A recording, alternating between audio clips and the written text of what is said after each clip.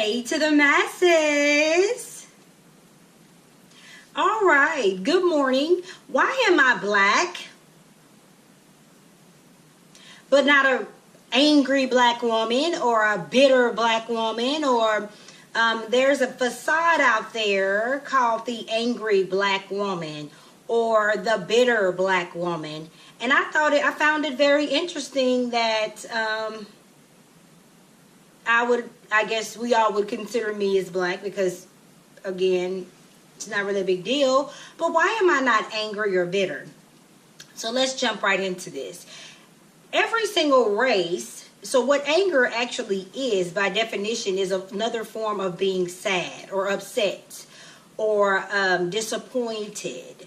So you can't say, there can't be a facade about a certain you cannot generalize an entire population by saying all of black women are angry, or all of Mexican women are angry, or all of white women are bitter, or all of Chinese women are angry.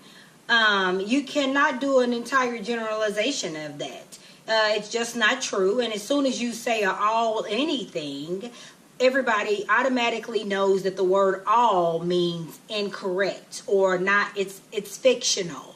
It's not the reality, because there's not all of anything. So let's dive into it. So as I was actually searching, and as I've been on this YouTube platform so far, I've seen quite a few videos referring to black women who are angry about certain things, or white women who are not happy or not satisfied about certain things, and Asian women that are a certain way. And I find it very it's informative from one perspective, right? So you have the one person making the video, so their point to make that video is to try to persuade you or sway you to think that that is correct. Now, mind you, there are videos that I have seen of women of color that are upset or sad, or that are sad, and you can call it angry, because angry just means the sad black woman or the sad Mexican woman or the sad white woman.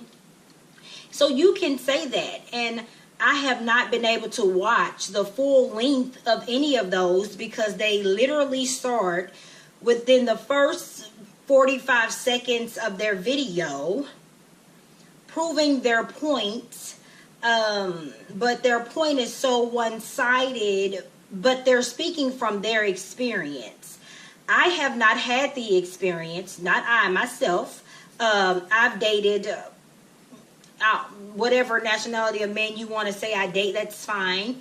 I didn't, when I was dating, I didn't say, hey, what nationality are you? I didn't do that. Wasn't taught to do that. Did not do that. Didn't really think about it. Because I was so young at that time. Mind you, Brian and I got together when I was 19 years old. So I was so young at that time, I did not think about, hey, what's your nationality? What I feel is that there are a lot of women of color, preferably black women, that have this, in the black community, there's this loyalty that is, I guess, unspoken of, and I say unspoken because I'm speaking from my experience, right? But there's a loyalty that I found out about in my age now, that as I look around and I observe and I gather all the statistics, that is unspoken of it from my perspective, but should be understood, right? So they are, the black woman is supposed to be the most loyal woman on earth in her community. And when you say loyalty, I'm thinking of, when you say loyal, meaning they will only go for African American men or black men, or however you want to say it, or men of color, and they will not, they call it crossing the line, or venture off or swirl to the next side. They will not look at other men as any other thing as far as love and family and relationships and stuff like that. They're supposed to be the most loyal woman that there is. However, what I have also learned is that so a lot of those videos of ladies that are on YouTube that are the most hurt or the most sad is that they make the point that black women are supposed to be the most loyal, but they're not getting the loyalty is not being reciprocated. Now, I'm not speaking from my experience. I'm literally speaking from what I have observed and the statistics and data that I brought in from these certain women on YouTube that happen to be women of color that are sad or that are upset about the situation that they find themselves in, because they have been the most loyal. However, they have not that has not been reciprocated from the black man in their community. And soon as they want to look for love in other places, they are then criticized for it or bashed for it, or basically, I guess they would feel that they are ostracized for it. Feel that they are ostracized for not being, again, that loyal woman of color that they are expected to be. So, and they're actually looking for men in their own community and of color. So they're looking for men in their own community of color, and they've been let down time and time again. So they'll make one comment, I'm done with African American men, or I'm done with black men, and they will get a backlash from that when their experience has actually been that the black man has not been loyal. Now, they're talking from their experience. So I can see how it could be a facade out there if you have several videos of black women discussing their feelings about how they feel within their community. I could see how it could be the angry black woman. However, that is the hurt black woman or the sad black woman that is expressing her feelings. And then so it's kind of like she shouldn't be expressing her feelings, or she shouldn't talk about her feelings, or and I guess for the world to see the disloyalty in the black community, if you will. And I didn't have that experience. I did not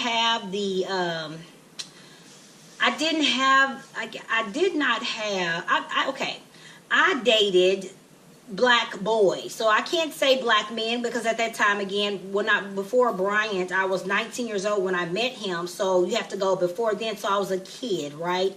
A child. So I dated black boys. I'm not too familiar with how black men and relationships go. I have a couple of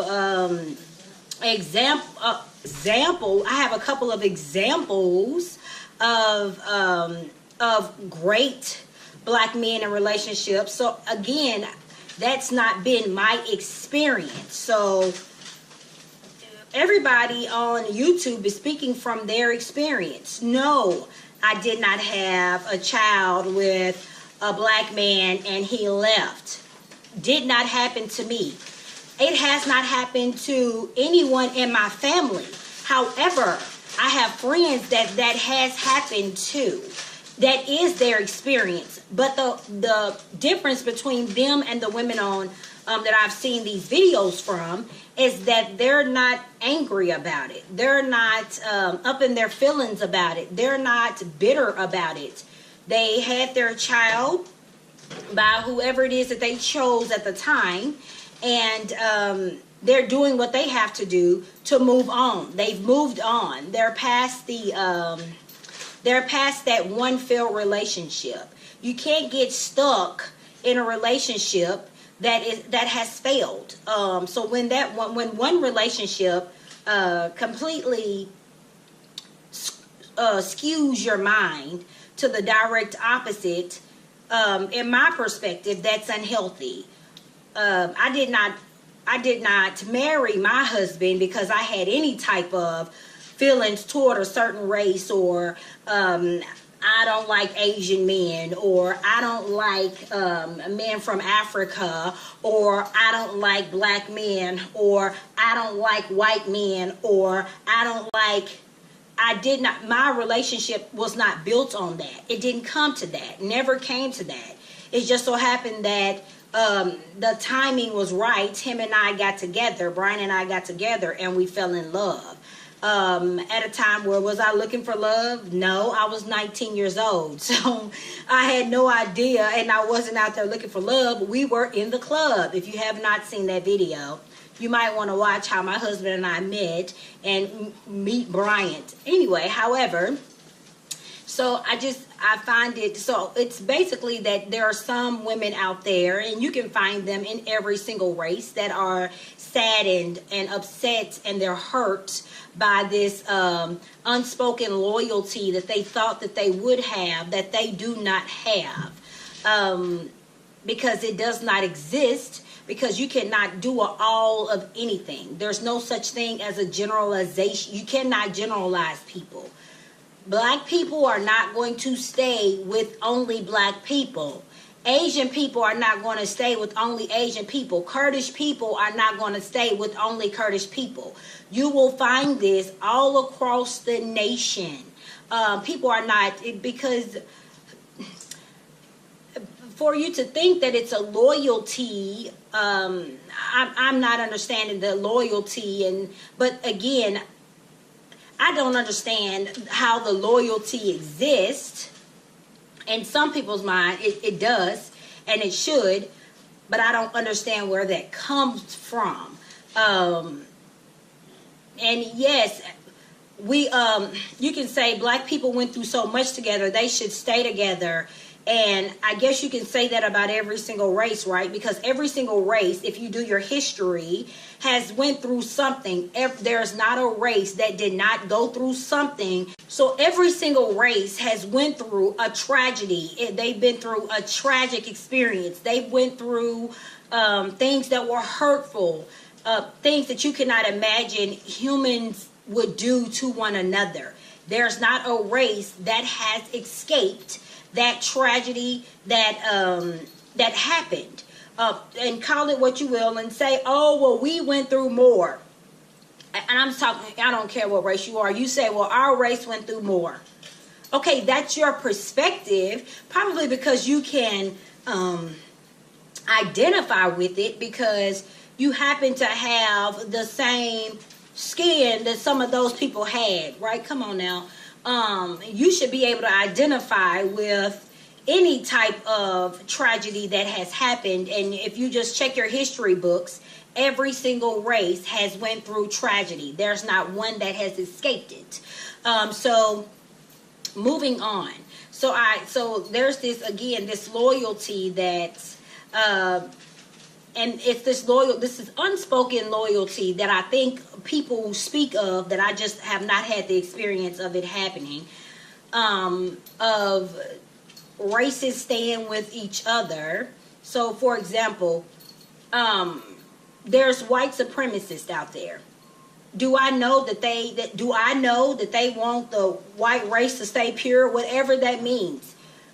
Yeah, they do. What does that mean? Who knows? So how do you know if somebody's full white? You don't. I guess you have to, and this is not being funny, but I guess you have to go on Ancestry.com to make sure you're pure white, whatever that means. And then you get with somebody else that is a white supremacist, that is pure white. Make sure that they believe the same thing you believe in. I guess, I don't know how you can figure that out. And then you'll keep the race pure.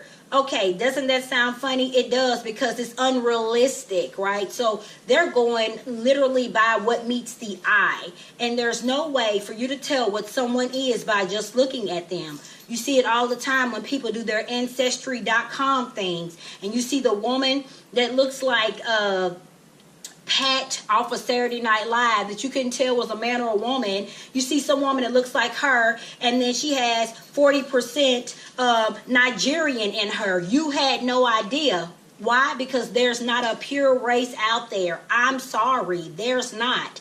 So for the people that love black on black love, what does that mean? So if you call yourself black, how far does black go to you? Like, what does black mean? That's why I say you all would identify me as a black woman, or whatever that means. Am I a black woman because I have brown skin?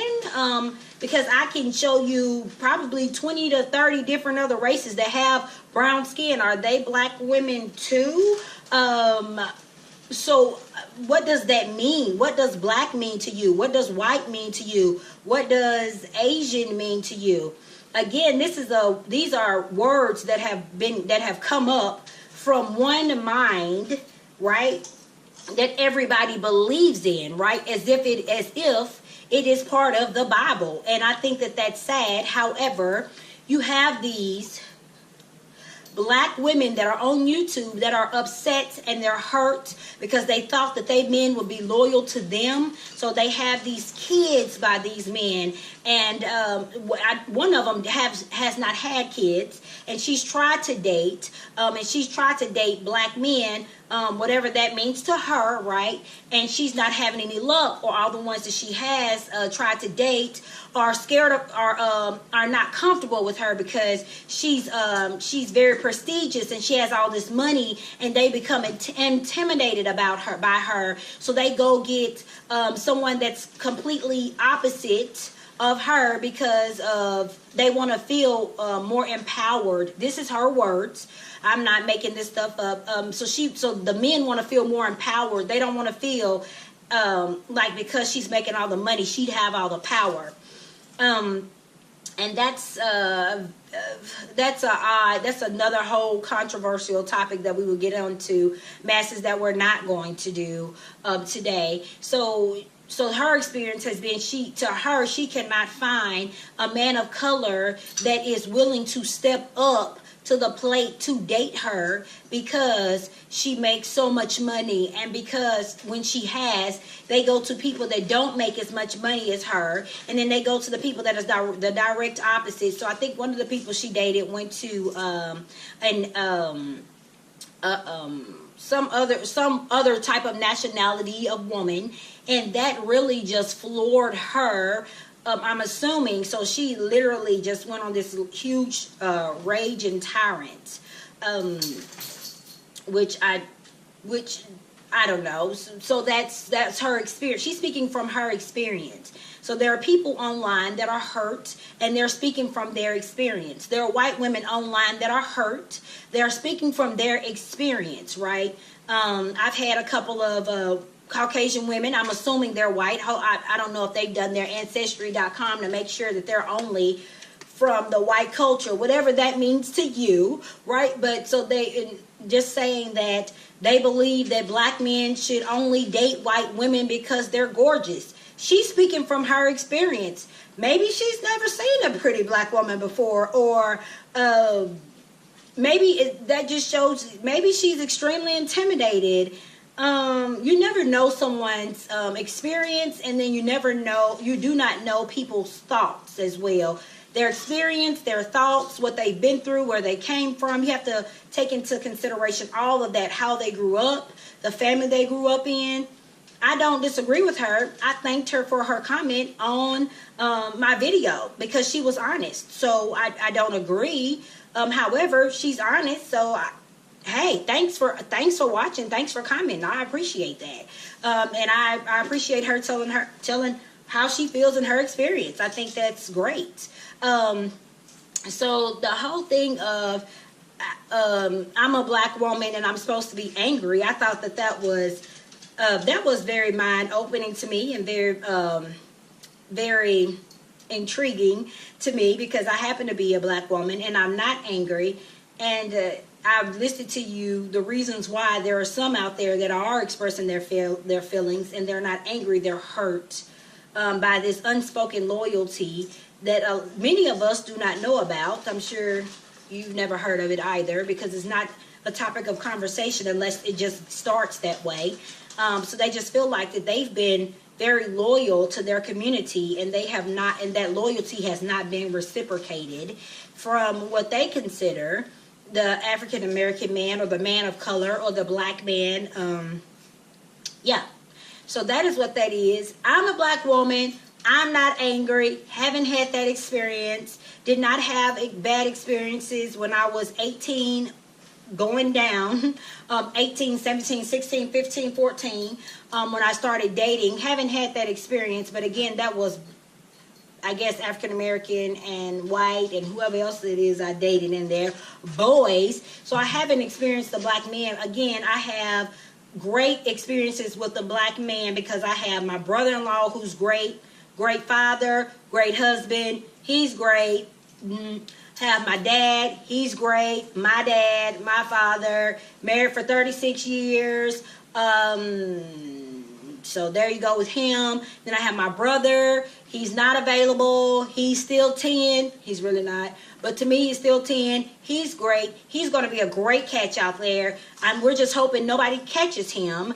Because he has 2 sisters that are not going. Ladies, calm down. So you have that. And then we have my baby brother, like I was saying, sorry guys. We have my baby brother who's great, who's not available because he has 2 sisters that are not going at all. Like, period. He will not get a hold. No. So I have the black men that are core in my life are great. Yeah. So I just haven't had that experience. And then the black boys that I dated, they were great. Didn't have a problem with them. We were kids. We were babies. So there you are. So remember, I'm a black woman and I'm not angry. Imagine that. Talk to you all soon. BryantNishaTV.